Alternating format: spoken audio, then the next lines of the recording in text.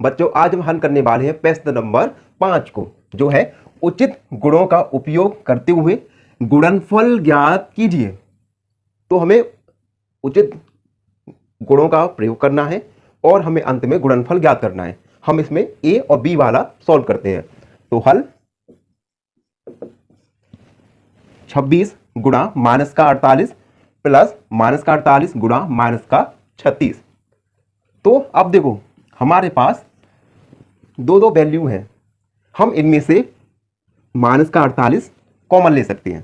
तो हम लिखेंगे माइनस का 48 और ब्रैकेट लिया हमने, यहाँ पे 26 ये वाला प्लस और यहाँ पर माइनस का 36 और ये बड़ा वाला ब्रैकेट। हम लिखेंगे इसमें वितरण गुण। वितरण गुण, हमने वितरण गुण का प्रयोग किया। तो माइनस का 48 26 प्लस का गुणा होगा माइनस के साथ, तो माइनस आएगा 36 माइनस का 48। इनको हम घटाएंगे तो 26 में से माइनस 36 घटाएंगे तो ये आएगा माइनस का 10। अब दो ऋणात्मक पूर्णांक है, इनका गुणनफल एक धनात्मक पूर्णांक आएगा। तो 48 का गुणा 10 से करेंगे तो आएगा 480। यही हमारा उत्तर होगा। अब हम बी वाला देखते हैं। बी वाला हल करेंगे तो 15 गुणा माइनस का 25 गुणा माइनस का 4 और गुणा माइनस का 10। तो हम इस प्रश्न में लगाएंगे साहचर्य गुण। साहचर्य गुण में क्या होगा, हम इनका किसी भी क्रम में से लिख पाएंगे। तो हम लिखेंगे 15 गुणा माइनस का 10 और गुणा माइनस का 25 गुणा माइनस का 4। यहां पे हम लिख भी देंगे साहचर्य गुण। और इसके बाद इन दोनों का गुणा करेंगे और इन दोनों का। तो 15 का माइनस 10 के साथ गुणा करेंगे तो आएगा माइनस के 150 और उसके बाद गुणा माइनस 25 का गुणा करेंगे माइनस 4 के साथ तो आएगा 100। फिर इन दोनों का गुणा करेंगे और फिर से हमें पता है एक पूर्णांक ऋणात्मक और दूसरा पूर्णांक धनात्मक है, तो हमें गुणनफल एक ऋणात्मक पूर्णांक प्राप्त होगा। तो इन दोनों का मल्टीप्लाई करेंगे तो आएगा 150 और 2 शून्य यहां से लगा देंगे। आगे बढ़ते हैं और सॉल्व करेंगे सी और डी वाला। सी वाला प्रश्न है जिसमें 15 गुणा माइनस 25 गुणा माइनस 4 गुणा 10। हमें इसका मान ज्ञात करना है, गुणनफल निकालना है। सबसे पहले हम इसे इस क्रम में व्यवस्थित करेंगे कि हमें गुणा करना आसान लगे, आसान हो जाए। तो हम सबसे पहले 15 इसका गुणा करेंगे हम माइनस 10 के साथ और गुणा माइनस 25 इसे हम लिखेंगे माइनस 4 के साथ। इन दोनों का गुणा करेंगे तो 25 का गुणा करेंगे 10 के साथ और यहां पे एक ऋणात्मक पूर्णांक है तो हमें उत्तर मिलेगा 150। उसके बाद गुणा 25 का गुणा माइनस 25 का गुणा माइनस 4 के साथ करेंगे तो हमें एक धनात्मक पूर्णांक प्राप्त होगा जो होगा 100। उसके बाद इन दोनों का गुणा करेंगे तो हमें माइनस 150 और 2 शून्य हम यहां पे लगा देंगे 15,000। ये था सी वाले का उत्तर। आगे बढ़ते हैं और हम हल करेंगे डी वाला।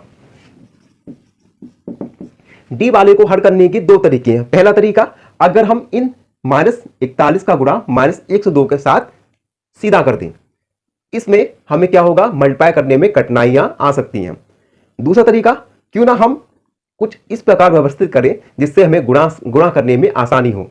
तो हम इन प्रश्नों में दूसरा वाला तरीका अपनाते हैं। तो हम माइनस 41 हमने 102 को 100 प्लस 2 आप लिख सकते हैं, क्योंकि 100 में अगर 2 को अगर आप जोड़ेंगे तो हमें 102 प्राप्त होगा। उसके बाद हम वितरण गुण को अप्लाई करेंगे। तो माइनस 41 इसका गुणा करेंगे एक बार 100 के साथ और ये प्लस है तो प्लस लगाया। माइनस 41 का गुणा करेंगे 2 के साथ, तो माइनस 41 का गुणा करेंगे 100 के साथ तो हमें मिलेगा 4100 4100 और माइनस 41 का गुणा करेंगे 2 के साथ तो हमें मिलेगा माइनस 82। उसके बाद 4100 प्लस का गुणा माइनस के साथ, तो माइनस का 82। और ये दोनों संख्याएं हमें ऋणात्मक प्राप्त हुई, हम इन दोनों को जोड़ेंगे और साइन हमें ऋणात्मक हम लगाएंगे। तो माइनस का साइन लिखा 4182। तो ये था डी वाले का उत्तर। आगे हम सॉल्व करने वाले ई और एफ वाले पर, तो आप हमारे साथ बने रहिए। धन्यवाद। जो है 625 गुणा माइनस का 35 प्लस 625 गुणा 65। तो हम इसमें क्या करेंगे, 625 और 625 हम इसे कॉमन लेंगे। तो 625, उसके बाद ब्रैकेट, यहां पे माइनस का 35 प्लस का साइन लिखा, उसके बाद यहां पर है 65, उसके बाद 625। अब देखो ये माइनस का 35 और ये 65, यहां पे प्लस का वैल्यू ज्यादा है तो ये घटाएंगे। तो आएगा 5 में से 5 गया 0, 3 में से 6 गया 3, 30। इन दोनों का मल्टीप्लाई करेंगे तो आएगा 1 0 5 15 की 5 हाथ में लगा 1, 3 दूनी 6 और 1 7 और 3 6 18। तो आया 18,750। आगे बढ़ते और हल करेंगे एफ वाला। एफ वाले में हम वितरण गुण का प्रयोग करेंगे। सबसे पहले 7 का गुणा होगा 50 के साथ, उसके बाद ये माइनस है तो माइनस 7 का गुणा करेंगे हम 2 के साथ। तो 7 का 50 के साथ गुणा करेंगे 350, माइनस लिखा 7 का 2 का करेंगे तो 14, और 350 में से 14 को हम घटाएंगे तो हमारा आंसर आएगा 336। तो हमने अभी सॉल्व किया ई और एफ वाला। आगे के वीडियोस में हम हल करेंगे जी वाला, जो है -17 गुणा माइनस का 29। इसे भी हम दो तरीके से हल कर सकते हैं। आप इसे डायरेक्ट भी इसे हल कर सकते हैं, और हम कुछ इस प्रकार हल करने वाले हैं जिससे हमें गुणा करने में आसानी हो। तो हम लिखेंगे माइनस का 17 गुणा माइनस को 29 को हम लिख सकते हैं माइनस का 30 प्लस 1। अब 30 में से 1 घटाएंगे तो माइनस का 29 हमें प्राप्त होगा। अब हम -17 का गुणा करेंगे -30 के साथ, और ये प्लस है तो प्लस, -17 का गुणा करेंगे 1 के साथ।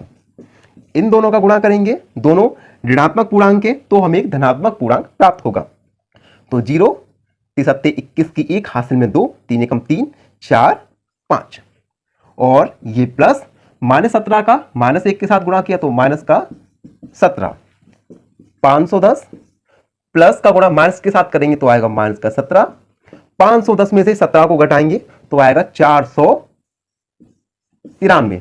तो ये हल हुआ जी वाले का। आगे बढ़ते हैं और एच वाला हल करते हैं। एच वाले में हमें 2 पेयर दिए हैं। एक पेयर हम यहां प्लस वाला के एक साइड वाला मानेंगे और इसे 57 मानेंगे। यहां पे हम -57 को हमने लिया कॉमन, तो यहां पे आया माइनस का 29। और एक बात ध्यान रखने योग्य है कि अगर हमने -57 लिया तो हमें यहां से भी -57 लेना पड़ेगा, लेकिन हमारे पास वैल्यू प्लस में है तो यहां पे साइन बदल के 1 आ जाएगा।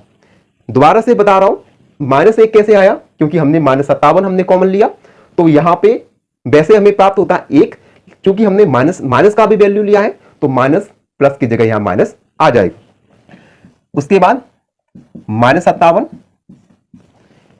तो -29 और माइनस का 1, -57 दोनों ऋणात्मक पूर्णांक है तो इनको हम जोड़ेंगे और माइनस का 30 हो जाएगा।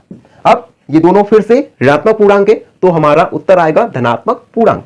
3 का गुणा करेंगे 30 का तो 3 7 21, 2 हासिल 3 5 15 16 17, तो ये आया 1710। तो अब हम प्रश्न नंबर 5 को पूरा हल कर चुके हैं। आशा है आप सबको समझ आया हो, और जो हमारे चैनल पर नए हैं उसे लाइक, सब्सक्राइब और शेयर